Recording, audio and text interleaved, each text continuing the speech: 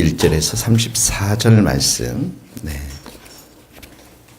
22장 21절에서 34절 말씀인데요. 22장 21절에서 여호수아 22장 21절 22절 23절 한번 다 같이 읽겠습니다. 전능하신 자 하나님 여호와 전능하신 자 하나님 여호와께서 하시나니 이스라엘도 장차 알리라. 이 일이 만일 여호와를 거역하거나 범죄함이거든 주께서는 오늘 우리를 구원하지 마시옵소서. 우리가 제단을 쌓은 것이 돌이켜 여호와를 따르지 아니하려 함이거나 또는 그 위에 번제나 초제를 드리려 함이거나 또는 화목제물을 드리려 함이거든 여호와는 친히 벌하시옵소서. 우리가 목적이 있어서 주의하고 이같이 하였노라. 곧 생각하기를 후일에 너희의 자손이 우리 자손에게 말하여 이르기를 너희가 이스라엘 하나님 여호와와 무슨 상관이 있느냐 이렇게 나오고 있는데 어제 본문하고 계속 연관되어져 있습니다. 이제 르흐벤 갓자손 그다음 르흐벤 자손 갓자손 므낫세 반지파들이 돌아가서 요단강 옆에다가 원래 이들은 요단강 동편에 있었거든요. 이제 서편으로 넘어와서 전쟁을 벌이고 이제 돌아갔는데 가게 요단강 옆에다가 큰 제단을 쌓았어요. 다 볼 수 있도록 큰 제단을 쌓았는데 이들은 선한 목적을 가지고 이 제단을 쌓았는데 이쪽 열 지파 요단강 서편에 있었던 가나안 땅의 열 지파들이 오해를 한 것이죠.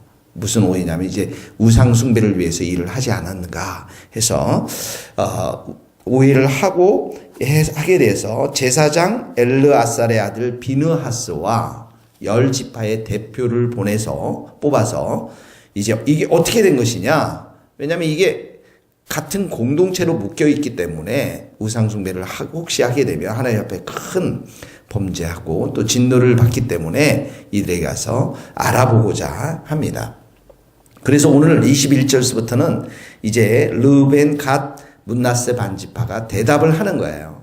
이 제단이 우상숭배가 아니었다라면서 이제 대답을 하는데 22절에 보면 이렇게 나옵니다. 먼저 대답을 하는데 자 밑줄 읽어보세요. 전능하신 자 하나님 여호와 이렇게 해요. 전능하신 자 하나님 여호와 엘로임 여호와 이렇게 나와요. 전능하신 자 하나님 여호와 하나님은 세 번이나 반복해요. 또 그 다음에 또 전능하신 자 하나님 여호와께서 아시나니 이 하나님 앞에서 하나님께서 아시나니 이러면 되는데 세 호칭을 다 동원해서 자신의 결백을 호소하는 거죠. 그러면서 22절에 보니까 만일 여호와를 거역함이나 범죄하거든 이 제단이 혹시 우상숭배를 위한 것이었다면 주께서는 오늘 우리를 구원하지 마시옵소서. 우리에게 벌을 내려달라 이 말입니다. 22절에도 보세요.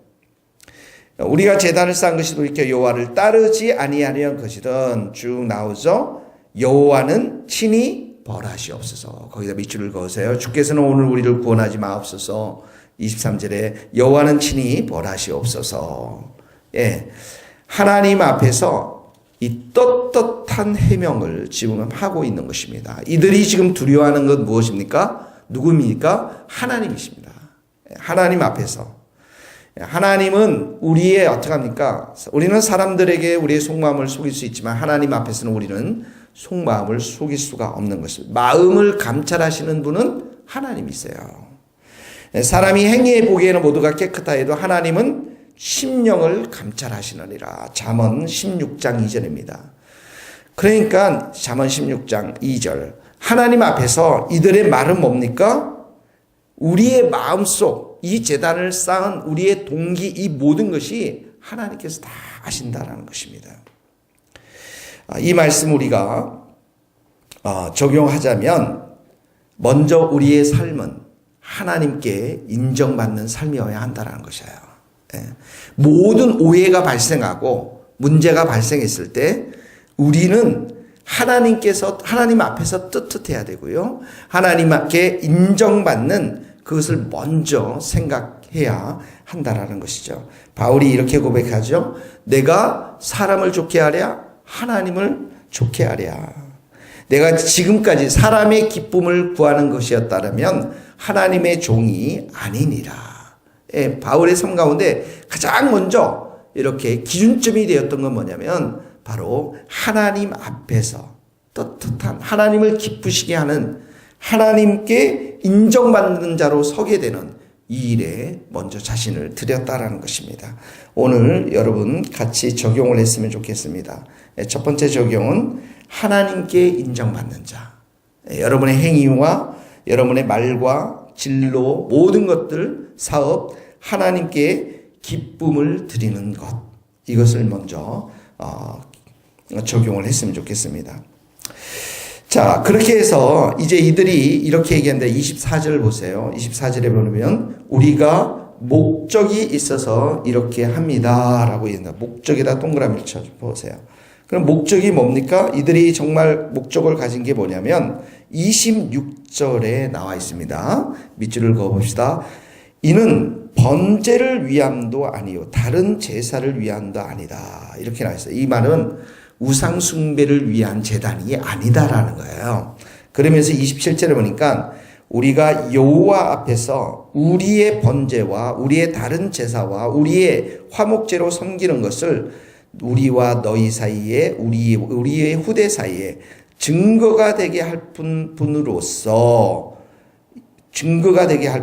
너희 자손들이 후일에 우리 자손들에게 이르기를 너희는 여호와께 받을 분깃이 없다 하지 못하게 하려 함이니라. 그러니까 후손들이 요단강 동편에 너희들이 있는 것을 보면서 너희들 우리와 하나님의 자녀가 아니다라고 문제를 제기할 때 이 증거가 우리도 똑같이 하나님을 섬기는 하나님께 번제와 화목제와 제사를 드리는 똑같은 하나님의 백성임을 증거하기 위해서 이 증거대를 세웠다라는 거야. 28절에도 보면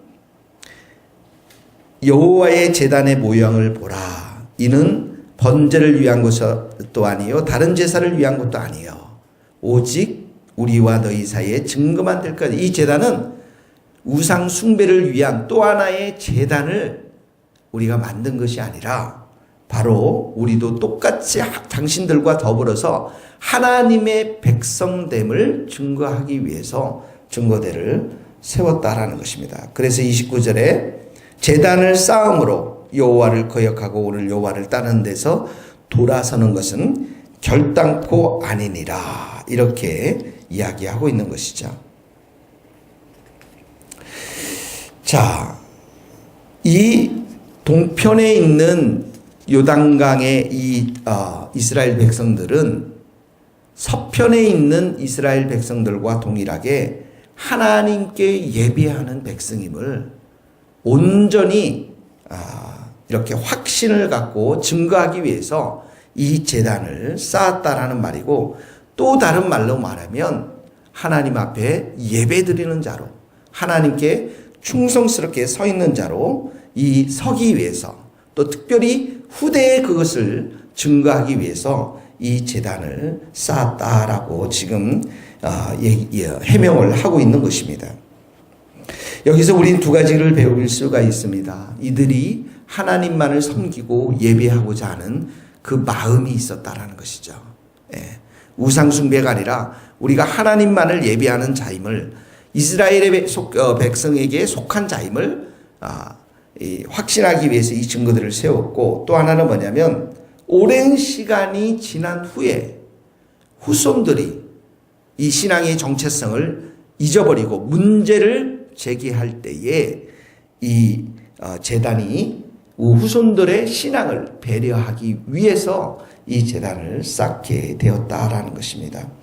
그러니까 이들은 자기네들 때만의 신앙을 생각하는 것이 아니라 바로 후손들, 자녀들의 신앙을 갖도록 하기 위해서 신앙에 흔들림이 없도록 그 정체성을 확실히 하기 위해서 이 증거대를 세웠다라고 이야기하고 있는 것입니다. 두 번째로 여기에서 우리가 좀 적용하고 싶은 것은 뭐냐면 이 이스라엘 동편에 있었던 그 므낫세 르우벤 지파 갓손 므낫세 반지파들은 자신들도 예배하는 공동체로 하나님 앞에서 섬기는 공동체로 정체성을 확실하게 갖고 있다라는 것입니다. 세상을 사랑하고 우상을 숭배하고 그런 마음이 아니라 하나님을 예배하는 자로서. 두 번째는 이것이 후손들에게 교육적 차원에서 후손들의 신앙을 생각하기 위해서 이 증거들을 만들었다는 것이죠. 우리는 어떻게 이 말씀을 증언해야 됩니까? 우리 적용해야 됩니까? 오늘도 우리가 세상에 살지만 하나님만을 예배하는, 하나님만을 사랑하는, 하나님의 말씀 앞에 순종하는 성도들로서의 정체성을 확실하게 가져야 한다는 것입니다. 매일의 삶 가운데 여러분들이 예배를 드리지 아니하면, 매일의 삶 가운데 말씀 앞에 기도 앞에 나가지 않으면 질 수밖에 없습니다. 하루는 그리스도인의 정체성을 가졌다가 하루는 세상의 정체성을 가졌다가 승리하는 삶을, 십자가 위에서 이루신 그 승리의 삶을 누리지 못한다는 것입니다. 그래서 우리가 예배하는 사람들로 서는 것, 말씀과 기도의 사람들로 서는 것, 이것이 바로 성도들의 첫 번째 정체성이라는 거예요. 그리고 이 정체성은 반드시 후손들에게 물려주어야 한다는 것입니다. 다시 말하면 우리의 삶을 통해서 예수 믿는 자의 삶이 무엇인가를 보여줌으로 인해서 우리 자녀들에게 우리가 하나님의 백성의 정체성을 보여줄 수가 있다는 것이에요. 내가 십자가에 못 박혀 죽었나니 이제는 내가 산 것이 아니요 내 안에 그리스도께서 사시는 것이라. 내가 육체 가운데 사는 것은 나를 사랑하사 자기 몸을 버리신 예수 그리스도를 믿는 믿음 안에서 사는 것. 이것이 바로 믿음의 삶이지 않습니까? 이런 믿음의 삶을, 예수님을 믿는 이 믿음의 삶을 자녀들에게 보여주는 것. 이게 끊겼어요. 많은 사람들 속에서. 믿음의 삶이 어떤 삶인지를 보여주는 것. 이 두 가지를 오늘 우리의 삶 가운데 적용을 했으면 좋겠습니다. 마지막으로 30절에 보세요. 이 르벤 자손과 갓 자손과 므낫세 자손의 말을 듣고 좋게 여긴지라. 거기다 동을 좋게 여긴지라. 31절에 보면 이는 너희가 이 죄를 여호와께 범하지 아니하였습니다. 들어보니까 우상을 숭배하고 하나님을 반역하기 위해서 이 제단을 쌓은 것이 아니었구나.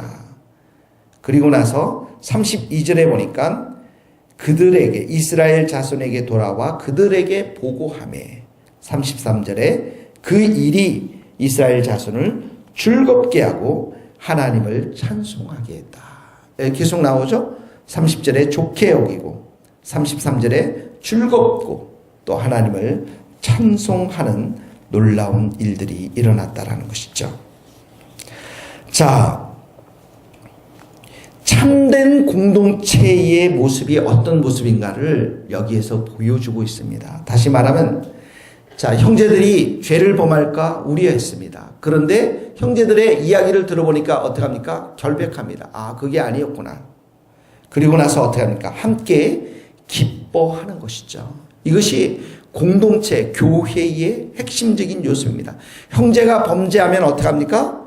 형제가 범죄하든 형제가 회개하든 그 일은 그 사람의 일이고 그 일은 나는 나의 일뿐이라고 하는 서로 무관심한 그런 공동체가 교회의 공동체가 아니라는 것입니다. 우리는 그리스도 안에서 하나된 지체인 것이죠. 한 몸된 지체인 것입니다. 형제가 죄를 범하고 형제가 어려운 일을 당하고 형제가 기쁜 일을 당할 이 모든 것들이 한 공동체된 교회에서 우리의 일이라는 것입니다. 그래서 죄를 범할 때 그 죄에 대해서 안타까워하고 회개하도록 중보기도 애쓰고 어려운 일을 당할 때 그 어려운 일들을 이겨내도록 격려하고 위로하고 축복하고 함께 그 부르심의 자리에 불러준 지체들이 바로 교회의 공동체의 모습이라는 것이죠. 그래서 우리가 이 사건을 통해서 배워야 할 것은 바로 각자의 일을 돌아볼 뿐만 아니라 다른 사람들의 일을 돌아보면서 바울이 말했던 것처럼 나의 기쁨을 충만하게 하라. 오늘 우리의 삶 속에서 이 말씀을 적용한다면 우리 가운데 힘들고 어려운 사람들 누구인지를 오늘 기억하고 돌아보고 함께 회개하며 함께 기뻐하고 즐거워하는 또 슬퍼하는 오늘 하루 삶이 될 수 있기를 주님의 이름으로 축복합니다. 기도하시겠습니다. 하나님 감사합니다. 오늘도 하나님 앞에서 우리가 살아갑니다. 또 하나님 앞에 인정받는 저희들 되게 하시고 하나님을 기쁘시게 하는 저희들 되게 하여 주시옵소서. 예수를 믿는 그 믿음 가운데 오늘도 살게 하시고 어디에 있든지 간에 우리의 삶이 예수 그리스도의 향기를 날리는 복된 삶이 되게 하여 주옵소서. 우리 지체들, 주위에 있는 지체들을 돌아보며 함께 기도하며 사랑을 나누는 복된 하루가 될 수 있도록 축복하여 주옵소서. 예수 그리스도의 이름으로 기도하오며 이제는 우리 주 예수 그리스도의 은혜와 하나님의 크신 사랑과 성령님의 교통하심이 우리 모든 성도들 머리 위에 이제로부터 영원토록 함께 하시기를 간절히 축원하옵나이다. 아멘.